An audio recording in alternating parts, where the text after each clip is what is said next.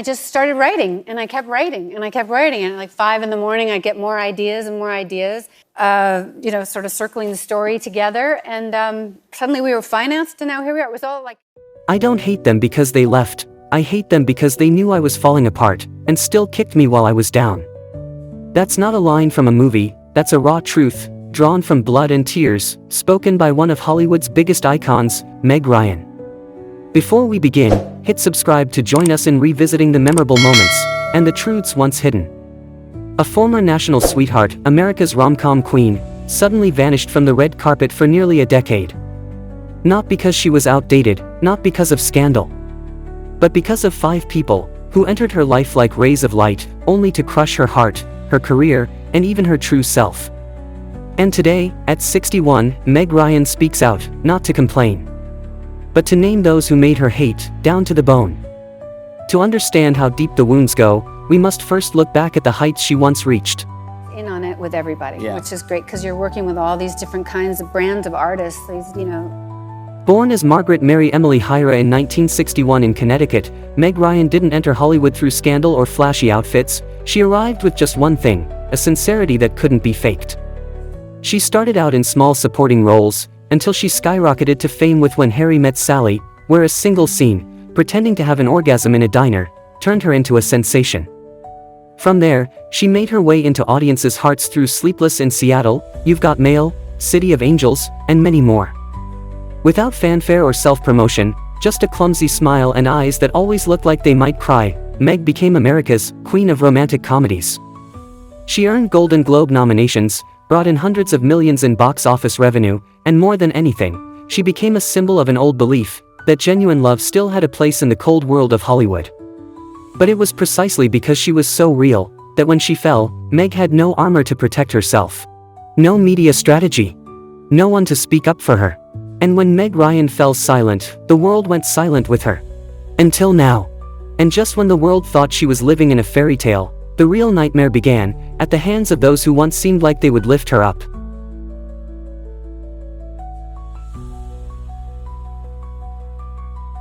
Russell Crowe, the man who turned America against her. They once stood side by side in Proof of Life, an action romance film whose plot few remember, but whose behind-the-scenes drama became unforgettable. In 2000, Meg Ryan, then America's Golden Girl, was caught in a romance scandal with Russell Crowe, right when her marriage to actor Dennis Quaid was falling apart. The press devoured the story. The public was outraged. No one cared what Meg had endured in her crumbling marriage. All they saw was America's sweetheart betraying her vows, and Russell, the symbol of a homewrecker. But what Meg never said publicly, is that when everything collapsed, Russell didn't just remain silent. He vanished. No public defense. Not a single word to preserve her dignity. He left her alone, to face a bloodthirsty crowd. And when asked how it felt to be abandoned by him in the middle of a media storm, Meg replied coldly, "Hollywood has many ruthless people, but he was the first to show me what it's like to be crushed, by someone you trusted most." That was no longer just pain. It was contempt, turned into scar tissue. Russell didn't just cost her a romance, he shattered the image she had spent over a decade building. And in the list of people Meg Ryan despises most, his name always comes first, a prologue to the tragedy that unfolded for years after.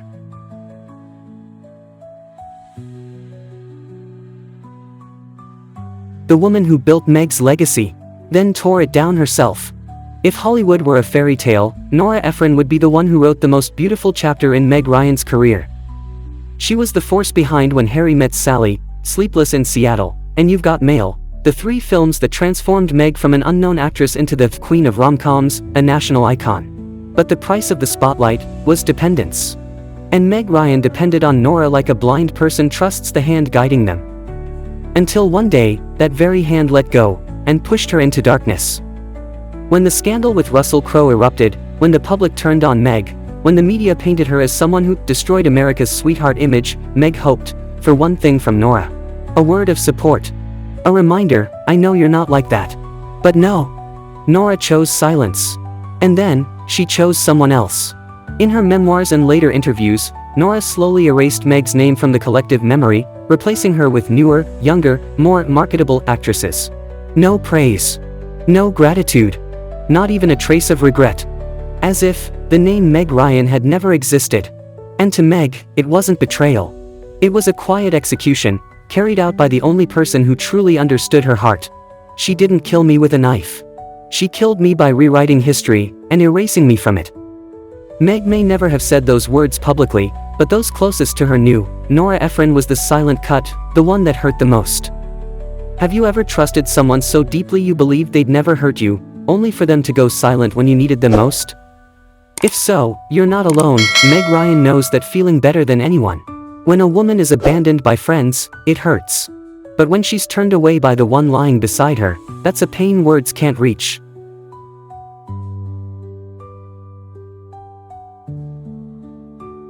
Dennis Quaid, the man who turned Meg's heart into a public battlefield. He wasn't just a fleeting lover. He was her husband. The father of her child. The man who shared both the brightest and most fragile years of her life.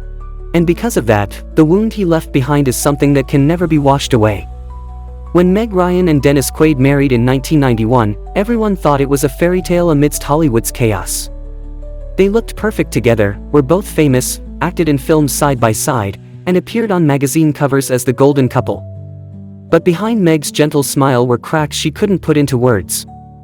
Dennis was often absent, swept away by film projects, parties, and female co-stars, and Meg, once an A-list star, slowly faded into his shadow.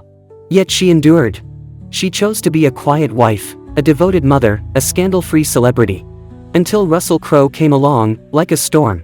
The media exploded. The public was outraged. Everyone blamed Meg Ryan for ruining her perfect family with Dennis. And what Meg could never forgive was, Dennis remained silent. Or worse, he stood by as she was attacked, never uttering a word to reveal the truth. No one knew that Dennis had been unfaithful first. While Meg was home caring for their child, he had been quietly involved in affairs for years. But he didn't confess. He didn't correct the narrative. He let Meg bear all the consequences. I wasn't the first to betray. But I was the first to be hung. Meg said it like a knife to the chest.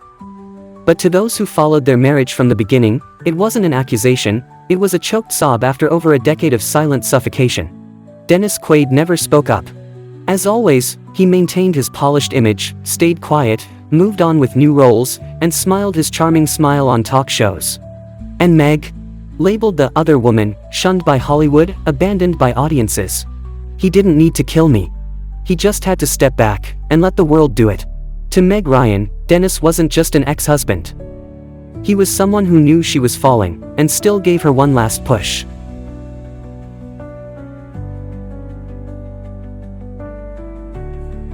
James L. Brooks, the man who created a new Meg Ryan. Only to discard her. If Nora made her feel invisible, and Dennis let her collapse before the crowd, then James L. Brooks was the one who helped her stand, only to let go just as she was ready to move forward. In 2010, Meg Ryan returned, hoping to revive her career through How Do You Know, a major project by James, the Oscar-winning writer, director, and producer. He promised to craft a new Meg Ryan, more mature, more grounded, no longer the same old muse. And Meg believed him. After years of being shunned by Hollywood, she thought James was her ticket back. But the truth was, she was only a name to generate buzz. During production, her role was constantly trimmed, rewritten, and downgraded. By the final cut, there was hardly any Meg Ryan left in the film. James told the team, "She's no longer captivating. Not because of her acting, not because of the script, but because of her age. Because her face wasn't what it once was. As if her only worth was her appearance."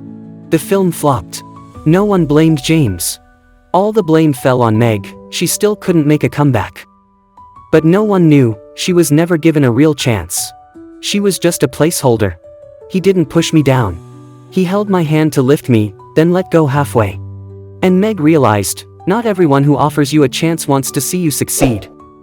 Some just need you as a pawn, then discard you. Not everyone lifts you up because they want you to stand tall. Some lift you, only to let go more easily. But none of that hurt as much as the final person. Not a director. Not a co-star. But someone who once held her hand on an award stage, and then pushed her off the pedestal in the cruelest way.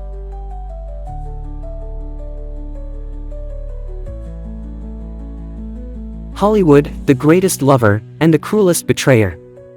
It doesn't bear a single name, yet Hollywood is the one Meg Ryan resents most. Because if love were a person, Hollywood was the greatest love of her life, and also the one who discarded her the moment she no longer fit the mold. In the 1990s, Meg was the face of the American dream, beautiful, radiant, ideal. But that America's sweetheart label became a golden cage. It didn't allow her to age, to change, or to fail. The moment she stepped outside that image, Hollywood turned its back. When Meg cut her hair, they called her rebellious. When she starred in The Cut, they said she was desperately sexual. When she loved Russell Crowe, she was condemned as a homewrecker, even though Dennis had betrayed her first. Hollywood forgave Dennis, a middle-aged man with scandals, but never forgave a woman who dared to live honestly. And then, without a word, they erased Meg. No roles. No nominations. No tributes. She quietly disappeared from the party she once defined. They didn't fire me. They just stopped inviting me. A simple sentence, yet it suffocates an entire generation who once adored her. Meg didn't fall because of one scandal. She was swallowed by a system that only loves you when you're beautiful, young, and profitable, and forgets you without remorse the moment you begin to live as a real human being.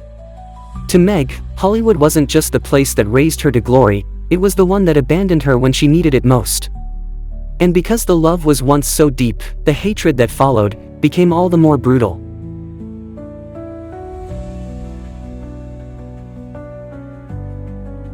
And those are the 5 people, 5 wounds Meg Ryan has carried in her heart for more than 2 decades. Not all of them betrayed her outright. Some simply let go of her hand the moment she needed it most. Some stayed silent as she was pushed down. But all of them left behind voids no role could ever fill. Meg Ryan isn't sharing this to seek pity. She doesn't need an apology. She just needs to speak.